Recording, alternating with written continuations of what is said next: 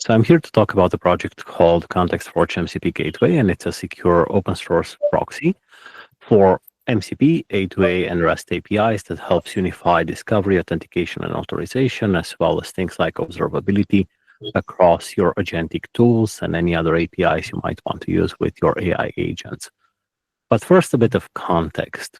If you've ever used a large language model, you know they don't really have the ability to perform any kind of action in the real world. So if you say, what's the latest news on the AI Alliance? The large language model isn't going to have that information because first and foremost, it doesn't even have information on what latest means.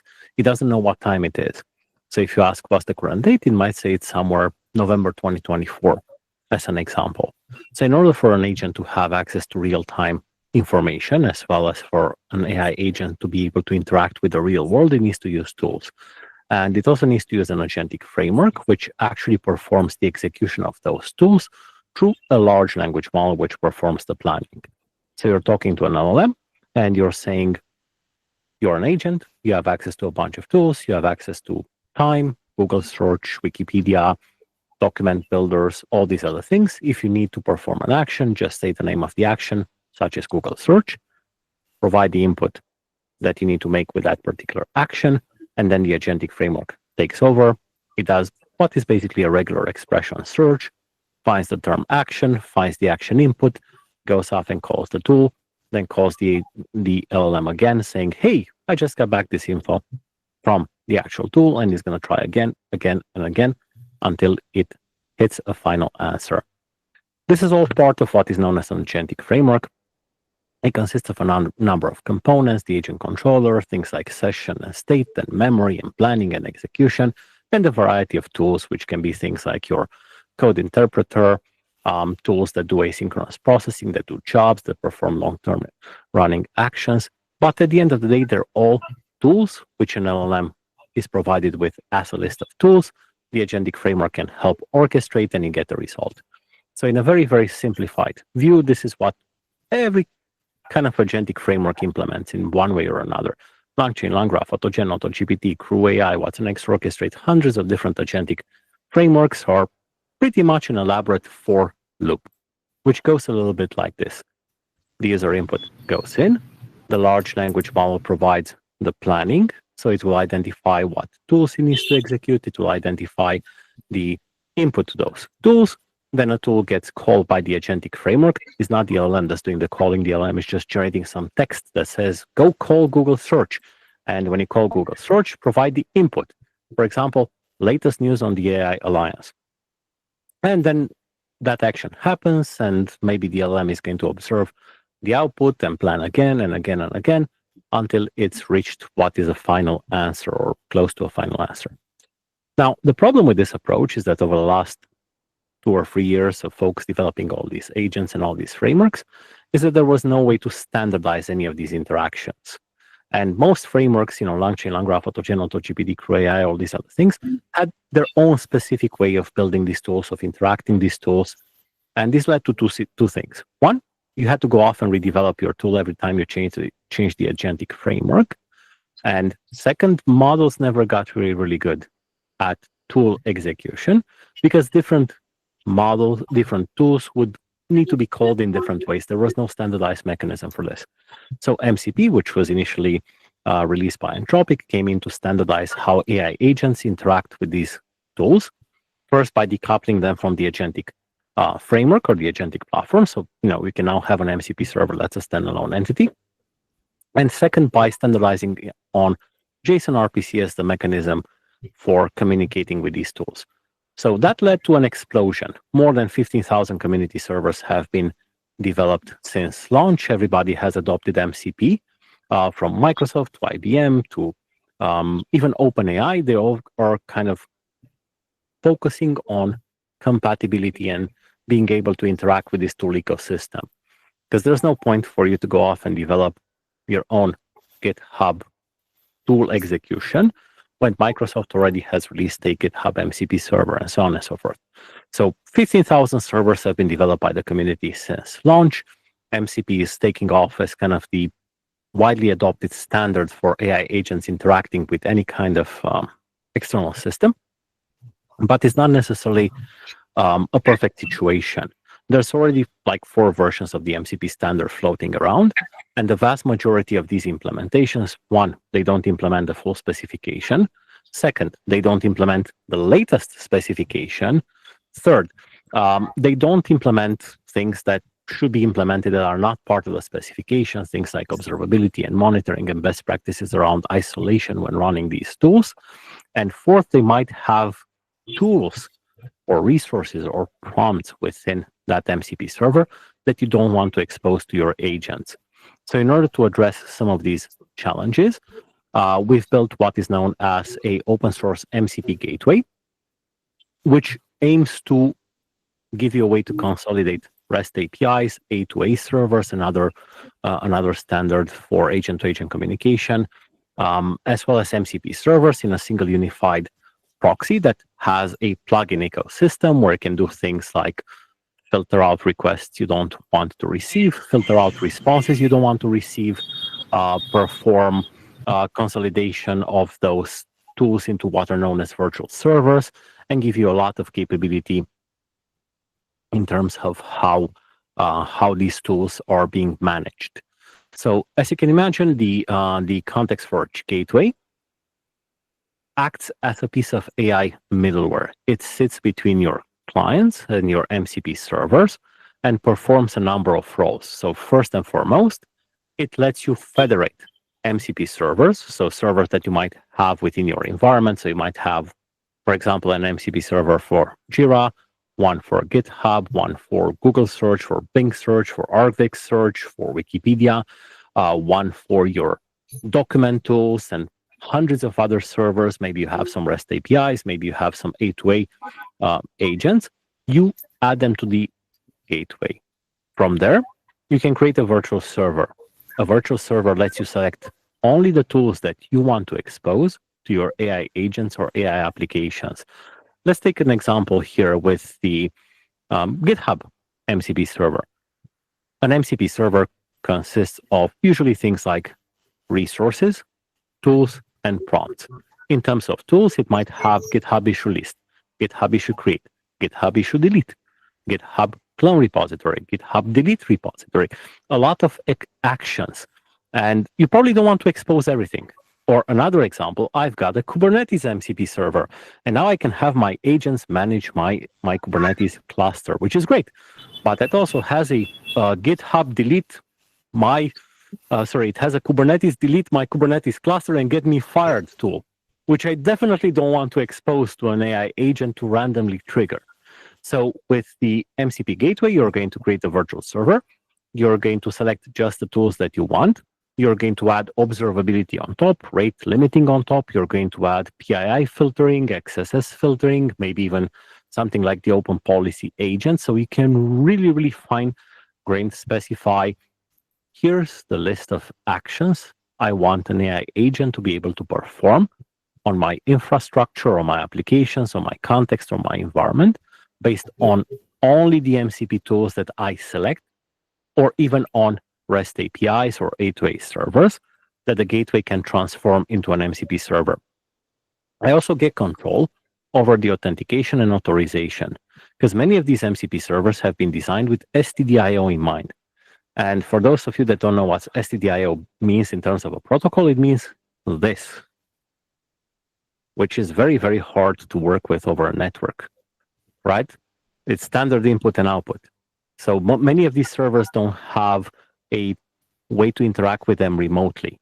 So we've created the MCP Gateway Translate tool, which can convert from STDIO into either SSE or streamable HTTP, and adding custom authentication on top to help with running them remotely and securing that connectivity. Also, we've created the MCP Gateway Wrapper for situations where you have MCP clients which don't support the latest version of the specification, may not support OAuth, or may not support running remote servers. So if your MCP client only supports STDIO, for example, if you're using Cloud Desktop or something like that, and you don't have the ability to connect to a remote server, we've created MCP Gateway Wrapper. It is a MCP server. It works over STDIO, but it can connect securely with a bearer token to the MCP gateway, and again, securely expose the tools that you have. It's also designed with security first in mind. So our core mission is to also help protect against untrusted MCP servers, help you sanitize inputs, help you sanitize outputs, and give you a policy-based access control. So we're working on including Open Policy Agent to help with that. But we also are working on implementing things like single sign-on integration or role-based access control, attribute-based access control, multi-tenancy, database encryption, all these other kind of capabilities to give you a ecosystem where you have plugins, and these plugins can either be local Python modules or even other MCP servers that can help with either pre or post hooks for any activity that goes through the gateway. So if you want, for example, to prevent anyone sending the social security number to an MCP server, or to filter out the social security number coming from your HR server, then you can use our PII detection plugin, and you can expand on that and write your own plugins through the plugin ecosystem. So before I jump into the plugin structure, let me see if I can tackle some of the questions we have in the chat as well. So will the MCP servers be auto-discovered, or should they be added manually to the gateway configuration?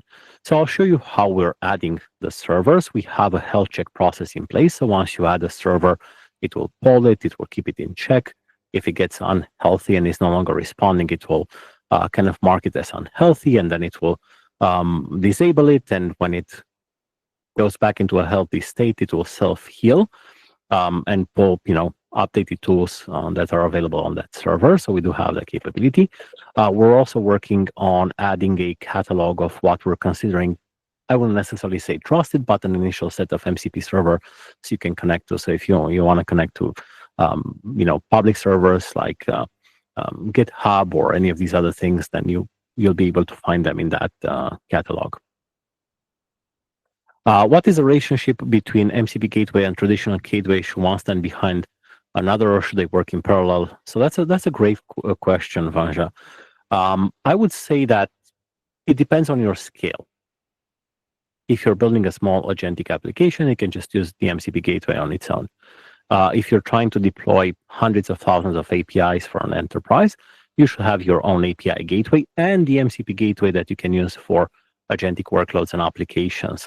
And there is a feature in the MCP Gateway where you can further proxy headers. You can put such a proxy in front of the MCP Gateway. So it doesn't aim to 100% replace the needs for a traditional API gateway. In cases where you have small deployments and you're doing development, that's perfectly suitable. But in cases where you need all the full-blown features and capabilities of an API gateway, then you can use both in conjunction. And another great question, when would you use STDIO versus HTTP? STDIO works really well if you're using, for example, Visual Studio Code to write a bunch of applications, or you're using Cloud Code or Codex or Aider or any of these tools. And you need to provide a MCP server which has access to your local file system. It runs locally on your machine. You would use one such server. But keep in mind, there is no sandboxing or isolation unless you put it in place. It will have access to your machine. Where you would use remote is basically when the MCP server runs for remotely. You've got the remote GitHub MCP server, you connect to it. You don't need to have it running on your machine. So STDIO is mostly when you would run these things on your machine. And the last question, do we support RBAC? Yes, we do have RBAC. We're adding attribute-based access control. This is still one of the features we're developing in this release to further strengthen those RBAC controls, where you can have private, public teams. And you're going to see how that kind of works in the demo today as well. Okay, so let me talk about the plugins and then maybe jump into a hands-on demo so you can kind of get started with this, see how it works, and download it and try it yourself. So we've also built a plugin ecosystem for the MCP Gateway, and these are very easy to write. And they're designed to extend the capabilities of the gateway without you having to change the code or the functionality. So the way the plugins work is through pre-hooks and post-hooks. So for every activity that you take on the gateway, such as accessing prompts, tools, resources, and servers. And we're in the process of adding plugins for authentication, federation, LLM completions, caching, streaming, metadata, rate limiting, and sandboxing. A pre-hook gets triggered. So before a tool gets invoked, or before a resource gets invoked, or before a prompt gets invoked, the pre-hook kicks in and redirects you to the plugin. So if, for example, you have a plugin which does PII sanitization, and it strips out PII information, and you send it your social security number, instead of going to a resource or tool or prompt, it's going to go to your plugin. The plugin is going to either deny or replace or observe or do nothing with whatever prompt it receives from that API call, and then forward it or not forward it if it's blocked to the actual resource prompt or tool that you were trying to access originally. But before the data gets returned back to the user, you have what is known as a post hook. So it gets sent now back into the plugin. The plugin might say, I'm going to come in again, make some other changes, and then it's going to return it back to the user. So this is how many of these plugins are working, and they're designed to give you this filtering capability. We also have hooks for create, read, update, and delete operations. So when you create, for example, an MCP server, you can trigger a plugin that goes in and validates if that MCP server is behaving the right way, if it's fully available. Maybe you can even notify a workflow that contacts your security team to go in and manually approve that you should be able to add that security, that plugin into your ecosystem, and then it's going to go into the rest of the operation. So plugins kind of work like SE Linux policies. They allow you to extend the capabilities of the gateway and insert anything that you want to insert, even things like guardrails or LLMs or anything else in the mix. So I'll do a bit of a demo now on how these plugins work with the running MCP Gateway, but let me see if there's other questions in the chat in the meantime. Ninad, the doc mentions not to use in production. What are the timelines for GA? The docs actually mention you can use it in production if you wish, but we are approaching release 1.0. So as you see, we're releasing in every 2 weeks. We're now at release 0.6.0 with 0.7.0 coming next Tuesday, and we're adding more and more and more capabilities to the gateway. If you're satisfied with adopting it in production, you're free to do so. But keep in mind that the API is going to change because we're introducing new features and capabilities which will break backwards compatibility. And some of the features you might need, like, for example, attribute-based access control, are not yet available in the product, and you can find some of these items on our roadmap. It is an open source project, so at the end of the day, feel free to jump in, contribute, take a look at the roadmap, take a look at the code, do an assessment yourself as well in that direction. But you'll see that our roadmap is kind of showing which release is bringing you which kind of capabilities. Some of the ones we really feel strongly about are things like attribute-based access control, which will allow you to do more extensive filtering on things like tags and other capabilities. So you'll be able to filter out some of these requests coming into the gateway based not just on roles, but also based on things like attributes and tags and more advanced features. Okay, so let me kind of do a demo here. So here you can see we've got the MCP Gateway. And in the MCP Gateway, you have a number of catalogs. Here you have a catalog of what we're calling gateways for MCP servers. These are basically remote MCP servers, which can be federated in the gateway. The moment you federate one of these MCP servers, it retrieves all of the tools, resources, and prompts from those servers, and it will populate your global tools, global resources, and global prompts catalogs. From there, you can also create virtual servers, and virtual servers are basically where you say, out of that catalog of global tools, resources, and prompts, I want to combine them into a virtual server. I'm going to take 2 tools from server A, 3 tools from server B, create a virtual server, create its API key, give that to my agent. So here you can see I've retrieved a number of tools. These tools, you can see some of them are active, some of them are offline. So there is a health check process in place. I've got a server here called Bash Executor. So this is basically a remote shell. It goes off on a server and it executes a remote command. Obviously, this is the kind of use case where we really want to be a bit, I would say, concerned about what an agent might do on that server. Because if you're exposing your agent to user input, the user can say delete everything, and the agent is going to go off, create a command, send it to that remote MCP server, and you have deleted everything. And there is very little in terms of what you can do to limit what this agent can do if you give it access to something like Bash or a shell. But it's also very powerful if you give it access to shell. So here you can see, for example, I'm going to go into this and say execute the commands to list all files in the temporary directory. So it's going to go off and it's going to run. There is no filtering happening at the moment, and it's going to find that there is a file in the temporary directory. So nothing has been prevented. The execution is fine. Then, oops, let me kind of probably restart that. Then I'm going to apply an open policy agent rule, an OPA rule. So if you don't know, OPA lets you write these policies in a language called Rego. And I'm going to say that only these commands are allowed, ls, cat, pw, blah, blah, blah. And I'm also going to add some forbidden commands to that list. So once I've set my policy, I'm going to go in and I'm going to try to implement a prompt injection attack, right? So here you can see I'm going to say execute all the files, right? So it's, what should be a permitted command. But then I'm going to say stop everything, and then I want you to delete everything.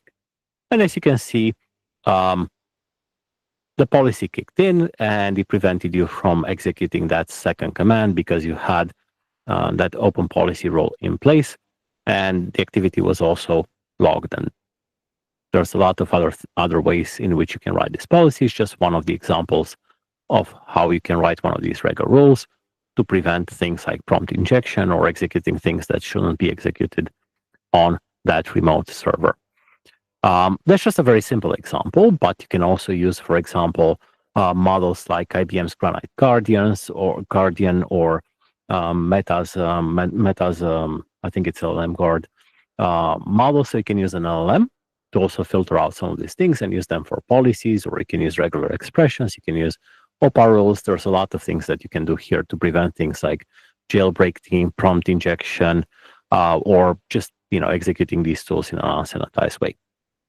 It's not a panacea, so you still need to make sure you're isolating your MCP tools and you only provide the access you can provide. You can't rely on a single measure for this type of activities, but it goes with defense in depth, where you want to have filters and observability and monitoring and guardrails at every stage of how your AI applications are executed. The plugins themselves can also be developed using a template system. So we have a CLI to help you bootstrap one of these plugins, and we're working on a way for you, to develop them using AI agents as well. And they're either a module written in Python, I'll show an example of that, or they're a MCP server with an interface around it, so you can use them remotely as well.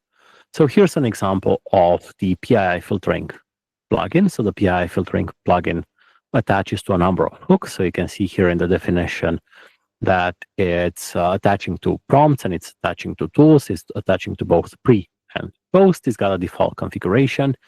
And then when I configure it, I can say I want to attach it to these hooks, because on the left is the plugin, on the right is how you configure the plugin. I'm going to attach it to a bunch of tags. I'm going to set it to permissive. I'm going to set the priority of where do you want this plugin to trigger, because there might be other plugins. Do you want this to be the first one, the second one, in terms of the priority? I'm going to add some configuration to it, and then the plugin is going to kick in and it's going to activate for those kind of capabilities. I'll do a demo live in a little bit as well, after taking a few more questions. And then we also support open telemetry. So if you've got an open telemetry application, I don't know, Phoenix Rise or anything of the kind, then you can send open telemetry data to it. So the gateway can send open telemetry compliant traces for any activity that happened within the gateway. So you have the ability to understand how your AI agents are using these tools and get more insight from there. It's also a fully open source project. We have about 2,000 stars at the moment. So one ask of you is, go check it out, leave us a star on GitHub and also check out our roadmap, and you'll see how this is going to be developed over the next couple of months. But it also is an opportunity for you to engage. So if you want to contribute, help with testing, help with development, become one of the contributors, feel free to jump in. It's a Apache licensed open source project, and anyone can contribute or use it as they wish. Right. So that's kind of it. Let's take a couple of questions in the chat, and then I'll do a demo of how this looks like in practice and how you can get started with the MCP Gateway yourself. And we'll go through some of the items on the roadmap so you can see what's coming in the current release as well as the next releases. Yeah, by the way, we do have a question actually in the Q&A window, which is from Ravi, which is, will the gateway support MCP custom transports? I think you may have touched on that. Yes, we do support WebSocket transport at the moment, although I haven't looked at it in a few months. So not sure what state that is in.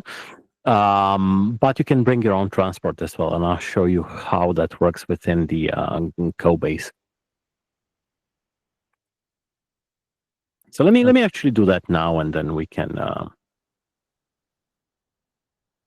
give me 1 second. Yeah, we got plenty of time, so anything you want to show off, feel free. Yeah, can you see my screen? Yes. Yeah, so this is the MCP ContextForge repo, github.com/ibm/mcp-context-forge. And here you can see the code base, and you'll see that there is a directory called MCP Gateway, which is where the main code resides. And if you want to add a custom transport, you go to the directory called transports. And you see we support STDIO, which is the standard transport for MCP, the first one to be created. And then there's SSE, the second one, which was created and then deprecated immediately. But you still have to support it because there's thousands of these servers that folks have created that use SSE. And then there's streamable HTTP. And then I've also added one called WebSocket Transport. And you can kind of see this implements a custom transport. So if you want to add your own custom transport, then take a look at the transport directory and kind of implement it the same way that the others have been implemented here. MQ would be a very fun one to do, or AMQ, or some of those other kind of transports. That was a great question. Other questions? Maybe you can read them out so I don't have to go through the chat, and I'll tackle them as we go along. Yeah, I actually did get a little lost here. You answered some. I'm not exactly sure where you dropped off, but let me try here. Let's see. Did you answer the question about STDIO? When would you use STDIO? You can't answer that one. Let's see. Have you considered joint development with MCP Manager? I don't know what that is, but have you heard of MCP Manager? I think it's another open source MCP gateway, if I'm not mistaken. Okay. So we're open to work with anyone or any upstream. I mean, everything we do is open source with the MCP Gateway. Everything is Apache license. So happy to collaborate or work with any other group that's building a MCP Gateway, A2A Gateway, or wants to collaborate and contribute or find a way to join forces. More than happy to. Yeah, that reminds me. Does it make sense for gateways to like peer or connect with other gateways? How would that work? So we have that feature within the MCP Gateway itself as well. We're calling it Federation. So this is why actually this tab here is called Gateways/MCP Servers, where you can register either an external server or you can register another MCP Gateway. The way it works is that an MCP Gateway, our MCP Gateway, is also an MCP server. So you can interact with it at the level of the virtual server catalog, where you say, I'm going to have a virtual server called test. I'm going to say just the tools I need. And then you're going to select, I want this and I want this. And this creates a virtual server. And you see it only has two servers in it. And this is now an MCP server, right? You can click on export config and you get your STDIO, SSE, or HTTP server. Done. Or there are admin APIs which have all of the tools. And if you connect to that API within another gateway, this gateway can talk to the other gateway, if that makes sense. And the other way around. So if a gateway is a gateway and exposes MCP, then we can use it to retrieve tools, resources, and prompts, and then it will work the same way. Sounds to me like MCP all the way down. You can just have Um, MCP expose MP gateways and expose gateways, expose MCPs, expose as much as you want. Yep. Oh, that sounds interesting. All right, very good. All right, so let's see. Athavan asks, does the gateway support RBAC controls for agents? Yes, Okay. we do support RBAC, and I'm going to do a bit of a demo of how we're working on that. Some of this is still literally being developed in the current release, so bear with me. But here, if you take a look at the gateway, you'll see that there is user management, there is team management, and there is the ability to kind of, I would say, give different team permissions. So this is currently being developed in the current release.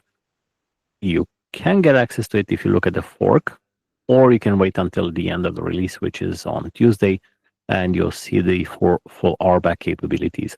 In addition, we're working on attribute-based access control, which in addition to working off roles, it also works off other items. So, for example, tags would be one of them. So you can add, different tags here, API, data, security, whatever, and then you'll be able to do additional filtering on these tags or other attributes that you might want to filter on.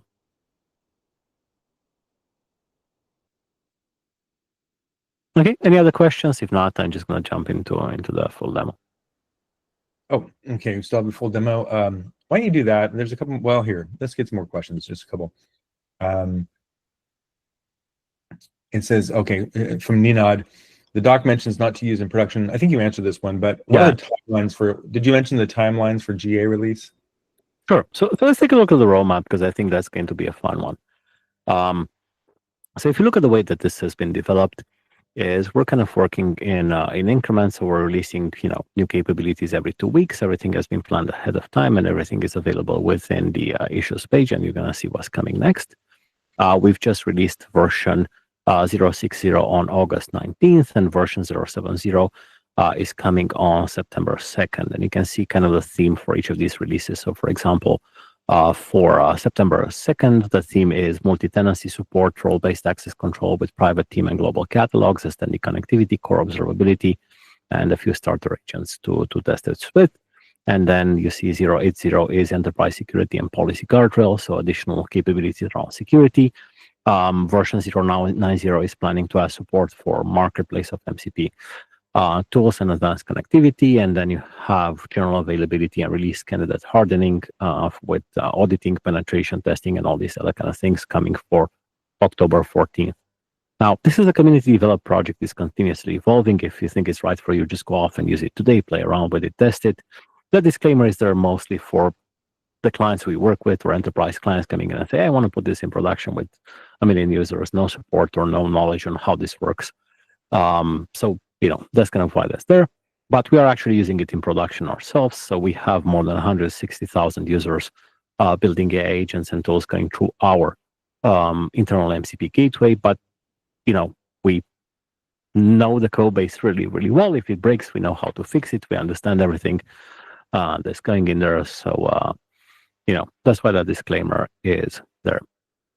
And, if you don't feel these features are important for you, things like role-based access control, multi-tenancy, then go off and use it today. If you're just developing or building something standalone, then, by all means, this is somewhere, close to 250,000 lines of code. It's got a lot of capability already, so you can feel free to use it with confidence. Okay, great. So let me just do a demo, and then we can do some more questions and answers. Can I place something in the chat here? So I think that might be helpful. There we go. So you can take a look at the roadmap there, and then for the main gateway, we have this here as well. So here I've got an MCP gateway running on my local machine. The first thing you want to do is you want to add some MCP servers. And the way you add these MCP servers is you need to have either an SSE or a remote streamable HTTP endpoint. And if you don't have one of those, what you do is you basically run mcp gateway.translate, So here, for example, let me run the Kubernetes one again. Let me give you a second. So here you can see I'm running Python, MCP Gateway Translate, and this is an STDI only server. I'm running the command to run that MCP server, and I'm exposing it, converting it from STDIO to streamable HTTP. And this is now available at 8105/MCP. So I'm going to go off and actually I'm going to delete this Kubernetes MCP server. I'm going to say I want a new server. This is the URL, Kubernetes, tags Kubernetes, that doesn't matter. And then I'm going to add this server. Oops, it's streamable HTTP. There we go. So now you can see I've got an MCP server added. Here it is active. I can also test the connectivity with this tool. I can edit to change a couple of the settings or to enable tags. I can also see the statistics about the server, or I can delete it. And the moment I've enabled this server, what it did is it went off and it fetched all of the tools, resources, and prompts available and placed them in my global catalog. And you can see here all the tools it has available. You can also see annotations, read-only, destructive, idempotent, or external access for all of these tools. And you can also test them. So I've added here another tool called Time Server. So and you can it's see easy to find the right person fast. 4 out of 5 employers who post on ZipRecruiter. you might want to go on mute.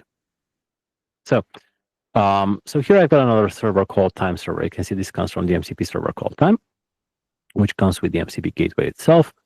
And here I'm going to click on Test, and I'm going to say Europe, Dublin. So what's the time in Dublin? And as you can see, this went off and it executed my tool. So you can see the time in Dublin, and it's 5:47. And you can see how that went through the gateway. You can also add pass-through headers here. So if you want to pass through a header through the gateway to go to your remote MCP server, and this is what an agent would actually receive from any MCP server or tool. So it receives JSON RPC, and this is what the agent would see from this interaction. If you want to see what schema the agent gets, you can click on View, and this gives you an overview of what your agent receives as the input schema.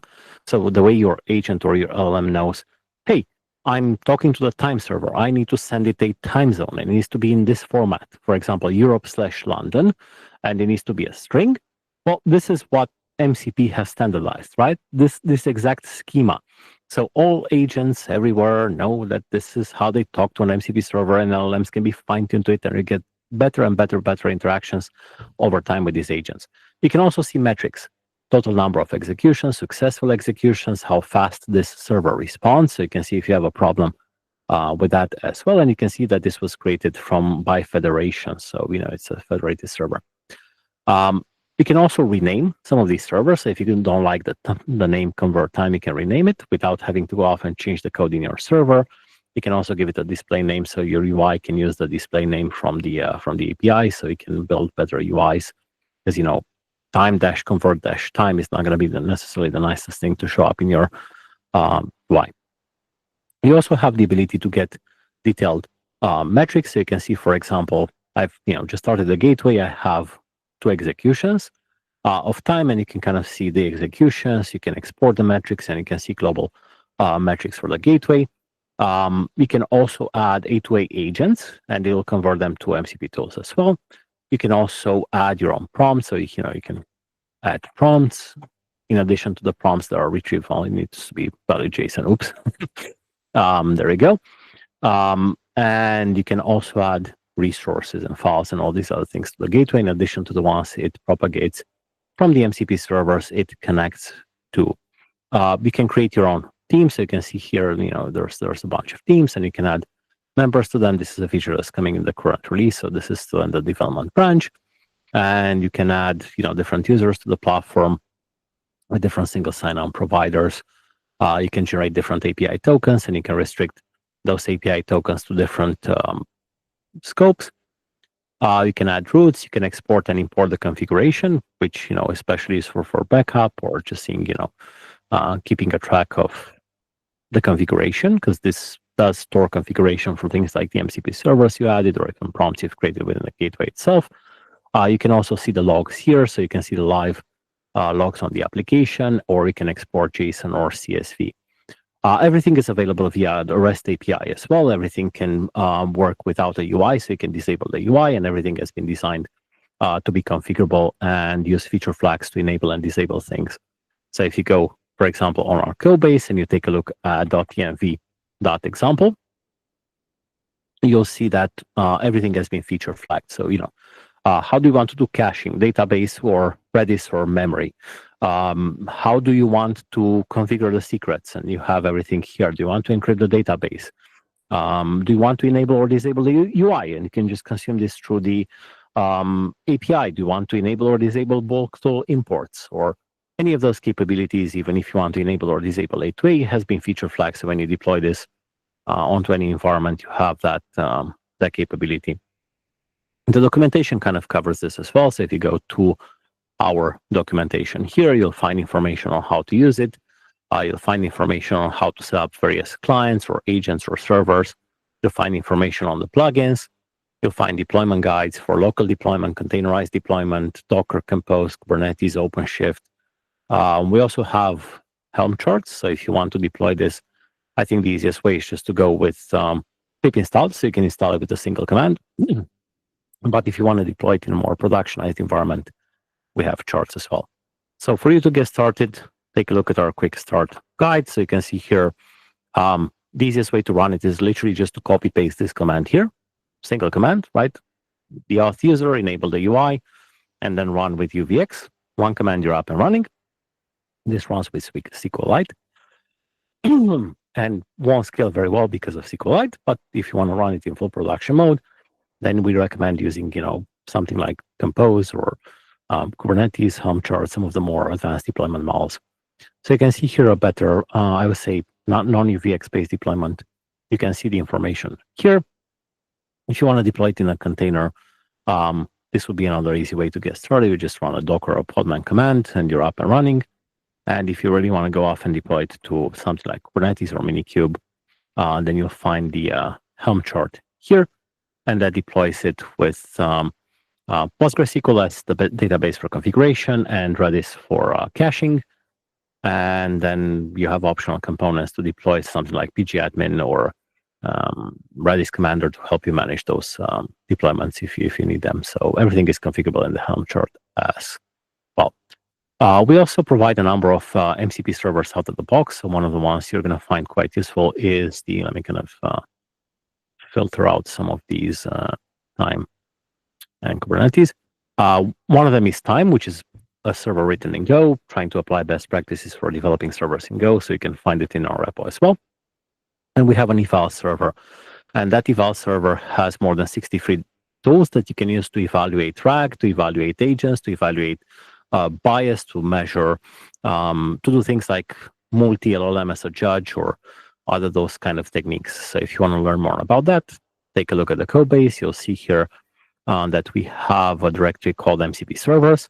Go into Python MCP eval server, and you're going to see the kind of evaluation techniques we offer, like LLM as a judge, prompt evaluation, agent evaluation, quality, RAG evaluation, bias, fairness, robustness, safety, performance, privacy, workflow management. So all these tools are available within our eval server as well. With that said, go and test it, go and try it out. If you want to contribute, just go to the Issues tab and click on New Issue and submit features, testing, and say I want to develop this, or filter by items with nobody assigned and say I want to work on this, or just start working on submit a PR. So we're more than happy to welcome volunteers, contributors. If you want to use it, if you want to fork it, go ahead. We're more than happy to work with anyone. All right, another question. How is the gateway useful for A2A? Will agents be converted to MCP tool? That is exactly the case. So if you add an A2A agent here, then this will be converted to an MCP tool. So you can use your agents as tools as well within the gateway, with the same kind of capabilities being added in terms of plugins and federation and all these other kind of things. So this will be another capability which we will expand in the upcoming releases. The initial focus was MCP. We've added gateway as just like the REST APIs as another, I would say, capability we can turn into an MCP server, but this will expand its own full-blown scope for A2A as well as MCP. So the gateway will also be able to offer A2A in the future as well as one of the inputs. Right now, A2A is one of the agents we can federate and turn into an MCP server. Right, I think that's it for the demo today. Feel free to connect with me on LinkedIn or check out our MCP server on GitHub. Leave us a star, and submit a PR so you can become one of our many contributors. Thank you. Great, thanks, Mihai. Do you have some time for a few more questions? Yeah, sure. Okay, great. Here's one from Vanja.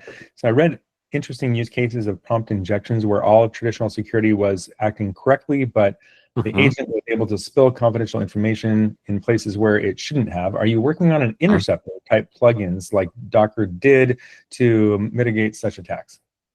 Yeah, that's precisely what our plugin framework does. It intercepts any kind of interaction with the gateway, sends it to the plugin comes back, the API comes back, sends it back to the plugin, and the plugin replies to the user. So you've got input and output interception through the plugin ecosystem, and you can build and you can use some of these plugins yourself. Let me see if I can maybe do a quick demo here if we still have time. That sounds a great opportunity for innovation around that problem. 100%. I mean, we've made our plugin system very easy to use, but we also made this so you can pick it up and go implement it in another open source project. So if you want to use the same plugin architecture, you're free to do so. Give me 1 second. I'm just in the middle of a PR, so I have to switch branches and not lose all my work before I show you all these fancy plugins, Okay, and then I think I want to add a test prompt. Okay, and then let me try SSN.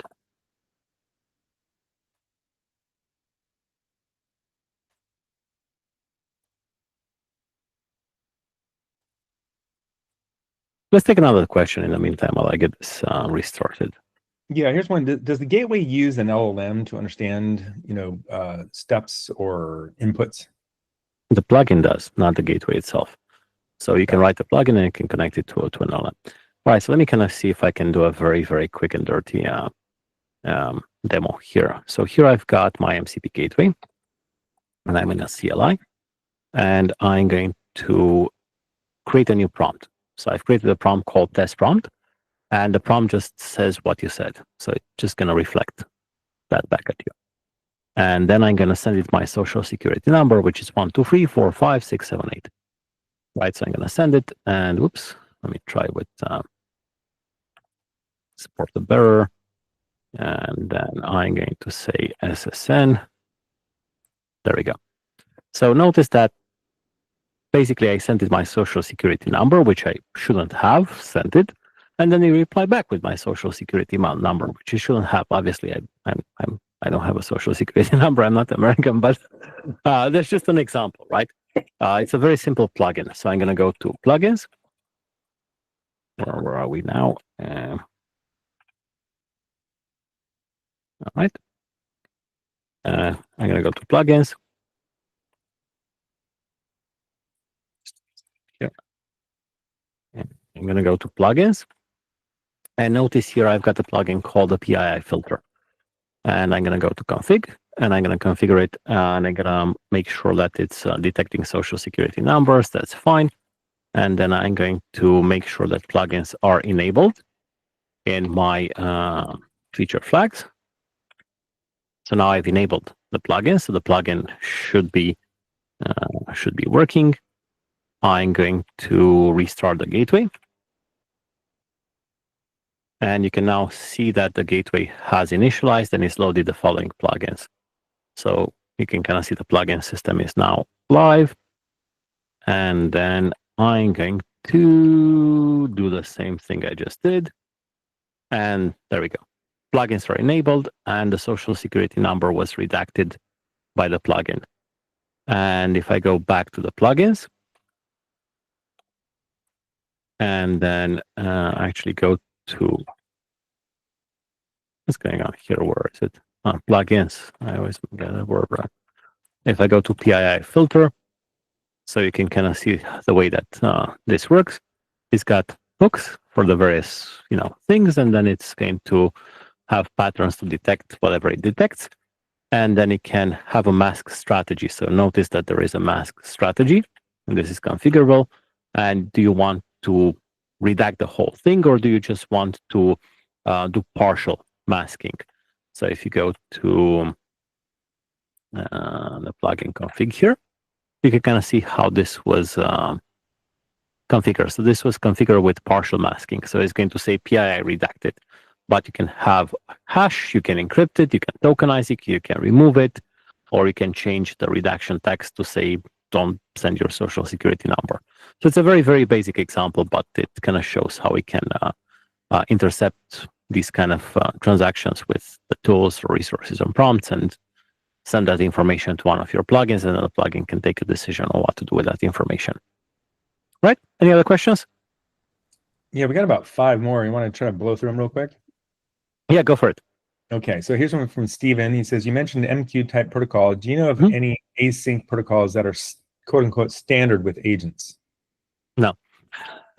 We're using MQ as well, just because, I think we invented MQ at IBM at some point, but MQ is a great one that, we know and love and use for a lot of these things. But we also implemented a job server. So we, have an MCP server. You submit a job, you request it, you request that job back, and that's another way of doing this. Second question? Yeah, here's another quick one. Why the name ContextForge? I thought it was cool. Okay. Yeah. I didn't, so initially I didn't want to say it's the MCP Gateway because I thought, well, there will be another standard in the future, which eventually it was, A2A. But I also didn't want to tie specifically to a protocol, but renaming repos is hard. So let's just, ContextForge it is, and there we go. Yeah. Naming is difficult. Okay. Let's see. Can you please talk about the architectural decisions trade-offs about the project itself rather than the use of the project? For example, why is the code base in Python versus Go? I guess just maybe some high-level considerations that you made to build this. Because we wanted to go fast, not for it to go fast. But now we also want it to go fast, so we're going to write some stuff in Go as well. You're going to see, for example, that the MCP server we have for fast time server is written in Go. So in terms of trade-offs, Python is easier to write plugins and all these other kind of architectures with. We wanted the core to be in Python, but we're going to have some components in Go as well for performance reasons. Okay, next question. Extension, yeah. So let's see. Oh gosh, I don't know if this is a question. Okay, this is kind of a question. Just trying to understand, does this need API gateway in our system? When UI connects to the API, does it need to connect through the API gateway? I just want to understand where we can still rely on API gateway, and I guess it's called API GW, and where MCP gateway, I guess, fits in. I'm not sure. Use API gateway if you're managing hundreds of applications and hundreds of APIs and need all of its capabilities. Use MCP gateway specifically for agents and gateway, MCP, and agentic workloads. You can combine the two, and if you go through our documentation, you'll see a way of sending proxy headers from a gateway. So if you want to federate this within an API gateway or the other way around. Right? Other questions? So, yeah, just for clarification there, this used to be called MCP Gateway. Are they conflating the new name and the old name here, or is there something else? No, it was originally, we never changed the name. It's ContextForge MCP Gateway. That was always the name. Yeah. I see. Okay. I think that's it for the questions here. Let me look one last time here. I don't see. One more question here. Can you throw some more light on how the gateway is useful for A2A protocol? Will the agents be converted into MCP tools? Yes, that is correct. Okay, great. Another last minute question here. Do you advise to use fast MCP or MCP? Neither. Both. When we initially started this, I ended up writing my own implementation, and then when Streamable HTTP came in, I started to use fast MCP. They both have their pros and cons. Asynchronous performance, some of those things are considerations. Backwards compatibility. Do your testing and pick whatever library makes the most sense for you. Not necessarily just from a performance perspective, but also from a development perspective. What feels right to you to use as an API for a developer. Okay, and here's the last question I have, which is, any guidance on pricing features? Is this totally open source or license-based subscription?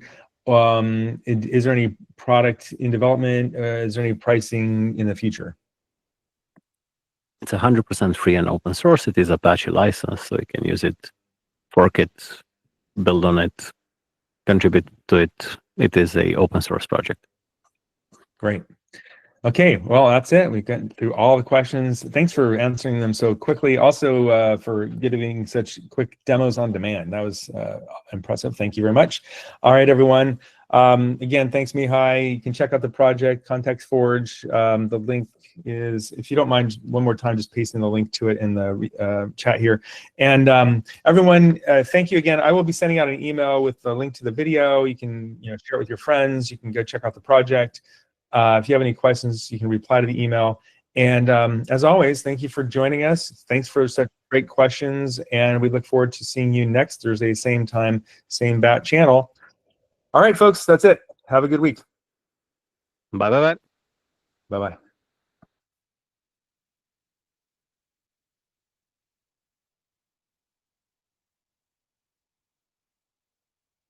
Okay, I stopped the recording. Hey, thanks. That was really great. I really enjoyed that.